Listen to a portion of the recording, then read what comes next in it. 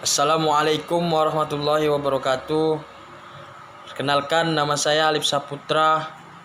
Saya berasal dari Medan, Sumatera Utara, dan saya kuliah di Politeknik Kementerian Perikanan Aceh, Prodi PTK Angkatan 2 tahun 2020. Saya akan mempresentasikan hasil makalah saya tentang yang berjudul Peran Umat Beragama dalam Mewujudkan Masyarakat Beradab dan Sejahtera. Masyarakat sebagaimana masyarakat madani binaan Rasulullah didasarkan pada Al-Quran dan As-Sunnah beliau sendiri. Petunjuk Al-Quran yang langsung berkenaan dengan masyarakat beradab dan sejahtera didasarkan pada hal-hal sebagai berikut. 1. Tauhid. Rumusan tauhid terdapat dalam surah Al-Ikhlas yang artinya sebagai berikut. Katakanlah, dialah Allah yang Maha Esa. Allah adalah Tuhan yang bergantung kepadanya segala sesuatu. Dia tiada beranak dan tiada pula dianakkan, dan tidak ada seorang pun yang setara dengan Dia. Dalam ayat kedua dari surah tersebut menyatakan bahwa segala sesuatu bergantung kepada Allah Subhanahu wa taala, termasuk segala urusan yang berkenaan dengan masyarakat. Kepada Allah, mereka masyarakat kumpulan dari orang-orang per orang yang memiliki sistem budaya dan pandangan hidup, menyembah dan memohon pertolongan. Allah berfirman yang artinya sebagai berikut. Hanya kepadamu kami menyembah dan hanya kepadamu kami mohon pertolongan. Quran Surah Al-Fatihah ayat 1-5. Dalam sistem kebangsaan dan kenegaraan Negara Kesatuan Republik Indonesia, prinsip tauhid sejalan dengan sila pertama, ketuhanan yang Maha Esa. Bahkan sebenarnya prinsip tauhid menjiwai sila pertama ini. 2. Perdamaian.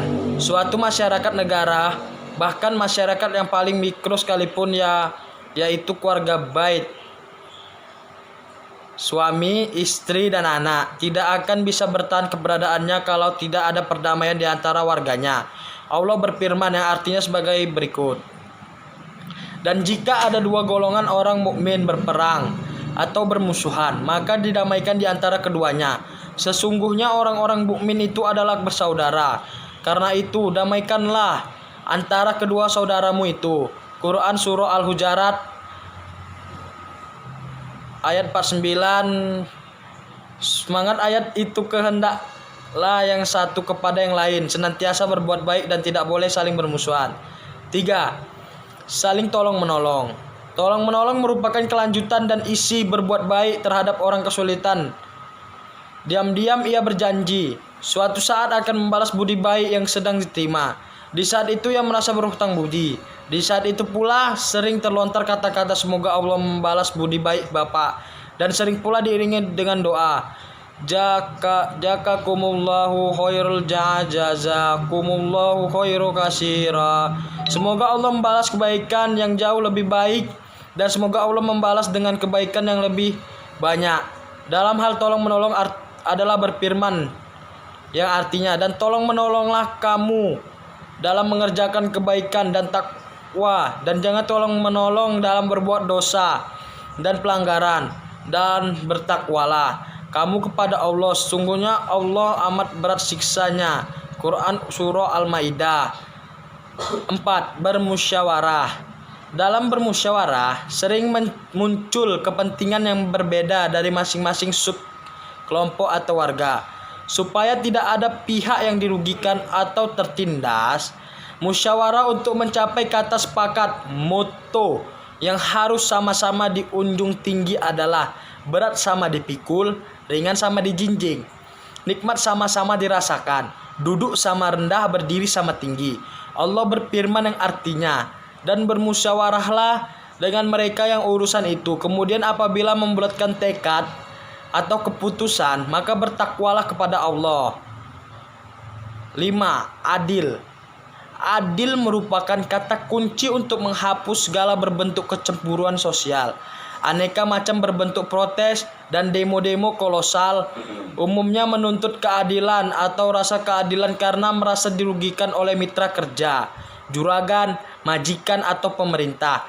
Jika para penguasa, majikan, juga juragan, dan pemenang amanah lainnya berbuat adil, insya Allah kesentosaan dan kesejahteraan akan menjadi kenyataan bagi masyarakat. Karena rakyat merasa dilindungi dan diayomi dan penguasa dihormati dan disegani. Sifat utama adil dan keadilan amat diserukan dalam Islam.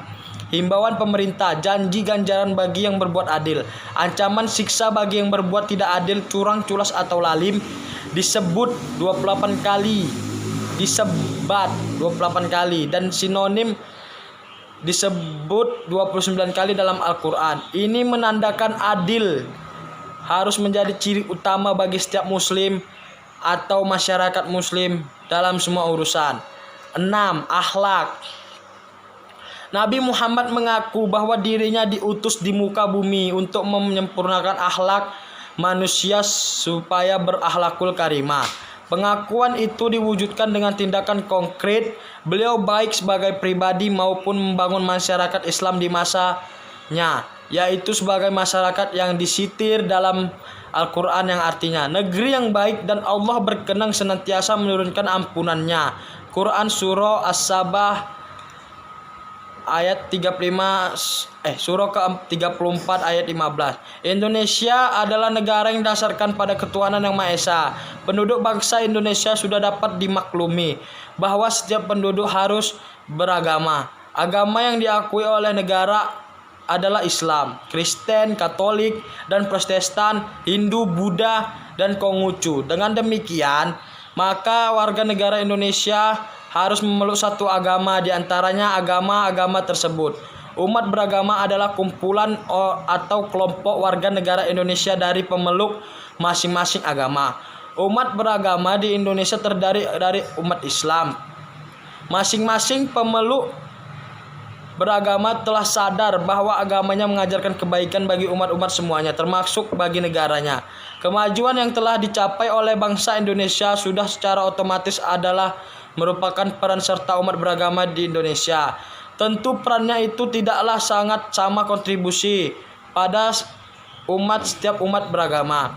Namun dengan menyesampingkan tingkat kontribusi tersebut, kita dapat menerima bahwa masing-masing umat beragama telah memberikan kontribusi positif bagi perkembangan bangsa ini. Tentu pada buku ini tidaklah mungkin mencantumkan masing-masing kontribusi umat beragama terhadap bangsa yang kita cinta ini. Bangsa Indonesia adalah bangsa yang plural, di mana bangsa ini terdiri dari berbagai macam suku, bahasa, etnis, agama, dan lain-lain. Meskipun plural, bangsa ini terikat oleh kesatuan kebangsaan akibat pengalaman yang sama, penjajahan yang pahit dan getir. Kesatuan kebangsaan itu dideklarasikan melalui Sumpah Pemuda tahun 1928